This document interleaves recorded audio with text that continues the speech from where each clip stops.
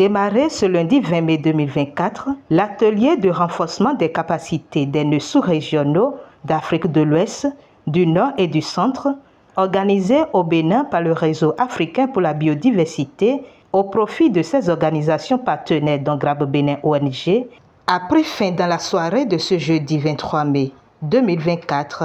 Cet atelier a montré combien de fois les Africains, s'ils peuvent se mettre ensemble dans l'unité, on peut faire beaucoup de choses ensemble.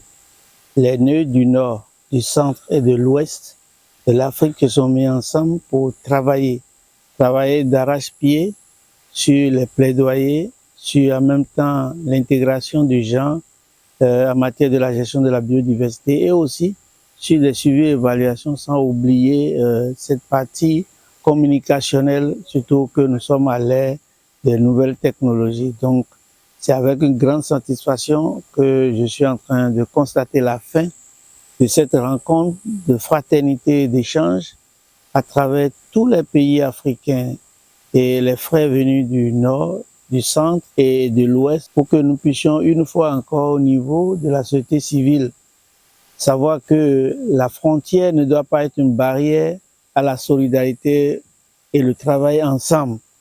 Nous avons projeté dans un avenir proche des actions au-delà des frontières, sans limite, pour que dans l'unité, l'Afrique puisse jouer son rôle dans le concert de la protection et de la valorisation de notre biodiversité et de nos semences, sans oublier notre ennemi commun, ennemi que nous avons choisi nous-mêmes, les effets pervers du changement climatique. Et travailler dans ce sens, c'est d'être aussi en lien avec les communautés, surtout les communautés autochtones, ces communautés qui sont au cœur des activités du réseau africain pour la biodiversité. Nous allons remercier les organisateurs, les responsables du réseau africain pour la biodiversité, dont je suis membre aussi, pour avoir porté leur choix sur le Bénin. Et le Bénin aujourd'hui donne une certaine facilité pour qu'on puisse avoir accès. Nous allons toujours prier pour que ça ne nous gêne pas autant ils sont les bienvenus au Bénin, parce que le Bénin c'est d'abord un pays d'accueil, un pays de paix. Et nos frères et sœurs ont choisi de venir et je pense qu'ils n'ont pas été déçus parce que le Bénin est aussi dans l'Afrique et la seule chose c'est peut-être les barrières linguistiques, mais on a pu transcender ça et on a travaillé dans la fraternité. Tournante comme activité, mais en même temps, ils peuvent revenir au Bénin à tout moment. Nous allons continuer notre travail avec les communautés et impliquer réellement la génération montante dans les relations, dans les dialogues intergénérationnels, afin que nous puissions passer le témoin comme dans une course de relais, pour que même après nous, d'autres puissent continuer. Cet atelier a été organisé avec le soutien financier de 3 de nos partenaires, notamment l'agence suédoise pour le développement international, Swed Bio et l'agence allemande Bread for the World.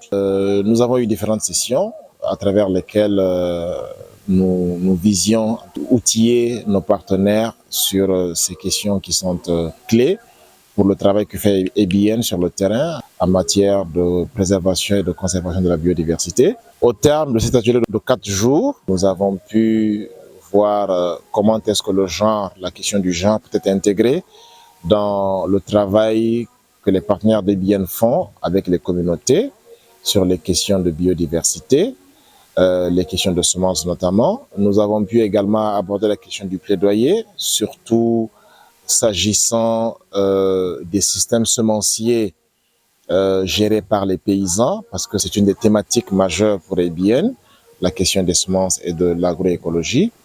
Et nous avons terminé aujourd'hui avec le suivi et évaluation pour la redevabilité des projets qui sont financés, mais également la communication de tout ce que nous et nos partenaires faisons sur le terrain. Et nous venons de clôturer avec la dernière session qui a porté sur le processus de régionalisation du réseau. Impressionnés par l'organisation, les participants apprécient la densité des acquis et font également part de leurs souhaits.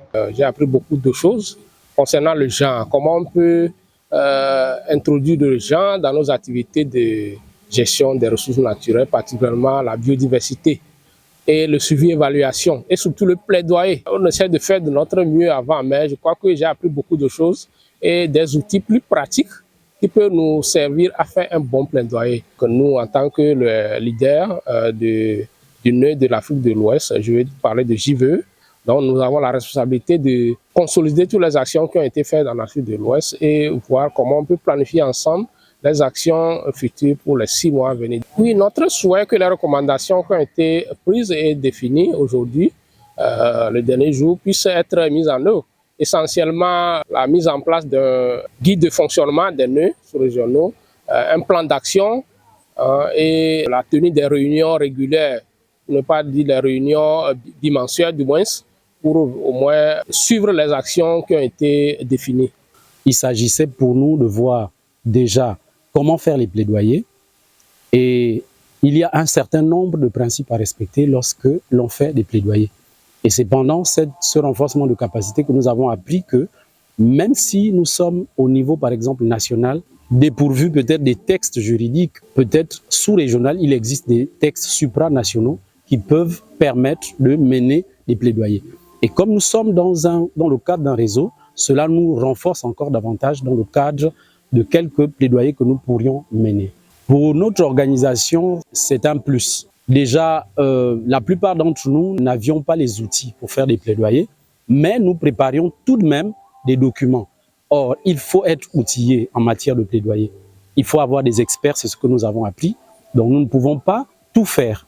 Mais si nous avons des experts qui peuvent nous accompagner lorsqu'il s'agit de plaidoyer, ce que nous avons appris, c'est qu'il faudra se s'outiller et être accompagné d'experts. Notre souhait, c'est celui de continuer nos échanges avec les partenaires. En dehors d'être dans le réseau, nous voulons profiter de l'expérience des uns des autres, continuer nos échanges d'expérience et avoir un nœud sous-régional assez soudé et un réseau plus grand et plus fort. Par ailleurs, le coordonnateur thématique au niveau du secrétariat du réseau africain pour la biodiversité fait part des perspectives. La suite déjà, c'est que les partenaires sont censés démultiplier ce qui a été appris au cours de cet atelier, d'abord avec leurs collègues au niveau de leurs bureaux respectifs, mais surtout commencer par appliquer tout ce qui a été appris ici avec les communautés avec lesquelles ils travaillent. Parce que nous considérons que cet atelier était une formation des formateurs.